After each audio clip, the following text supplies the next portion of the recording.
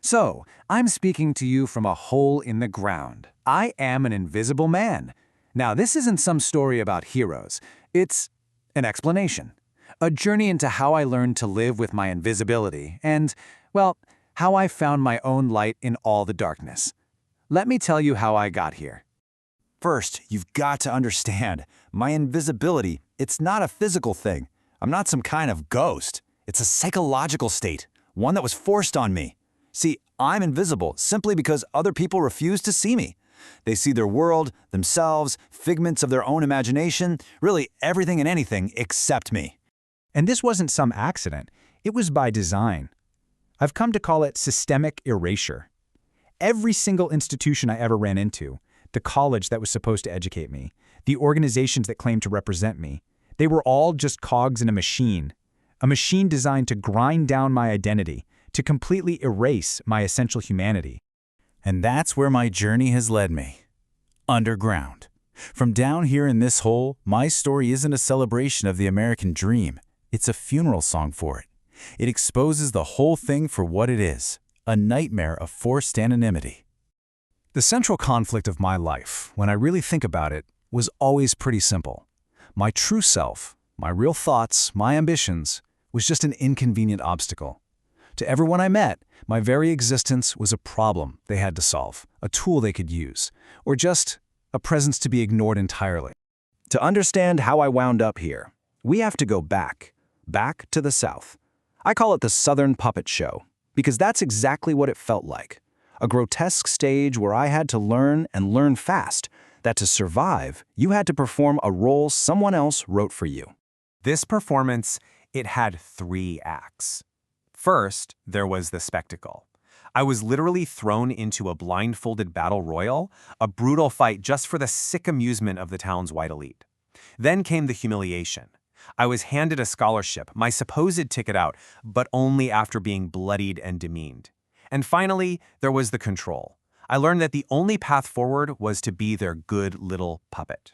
And the man who taught me that lesson best was Dr. Bledsoe, the black president of my college. Oh, he was a master of the game. He showed me that for a man like me, power came from only one thing: pleasing the powerful white men. It came from dancing on strings pulled by people who hated my very existence. He traded our dignity for his own personal power. So I ran. I fled north, chasing what I thought was freedom. But Harlem, it was no promised land. It was just a different kind of stage. It was a more sophisticated, more polished brand of that same systemic erasure. The puppet strings were just a lot harder to see. My first real job was at Liberty Paints. Their biggest seller was a paint called Optic White, and their whole pitch was that it could cover any color. The symbolism was, well, chillingly honest. Their goal was to whitewash everything, and that included me. After that, I found the Brotherhood, an organization fighting for social change. They saw my passion, they saw I could speak, and they promised me a platform. But the reality? It was a complete betrayal. They didn't want my voice, they just wanted a megaphone for their own rigid ideas. Yeah, the betrayal was absolute.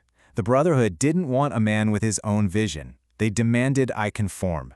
My individuality was sacrificed for some so-called greater good that, it turns out, had no real place for me. I was just another invisible tool in their machine. All of it, the betrayal, the erasure, it all ultimately led me here, to this hole. But don't mistake this for surrender. This is hibernation. And in all this darkness, I've actually found a strange kind of illumination. My entire journey forced me to face the one question that really matters. When the entire world is constructed to make you invisible, how on earth do you finally learn to see yourself? And the answer I found is a deep paradox. To find the light, you have to embrace the darkness. You have to retreat from their world, descend into the very shadows they cast on you, just to discover a source of light that is entirely your own. 1,369, that's not a random number. That's how many light bulbs I've wired into the ceiling of this hole. Every single one of them stolen from the power company. I need this much light. These light bulbs are my weapon. They're my defense against a world that wants me to stay unseen.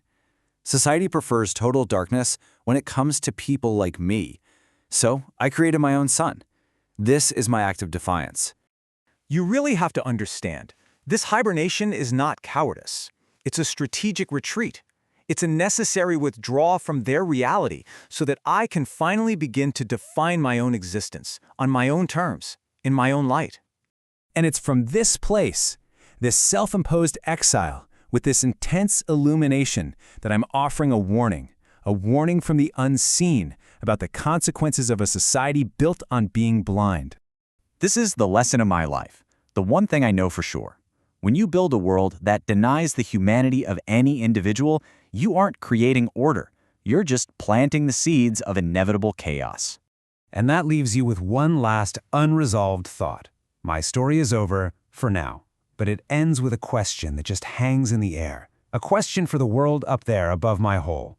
What happens when the Invisible Man and all the others who've been silenced finally decide to speak?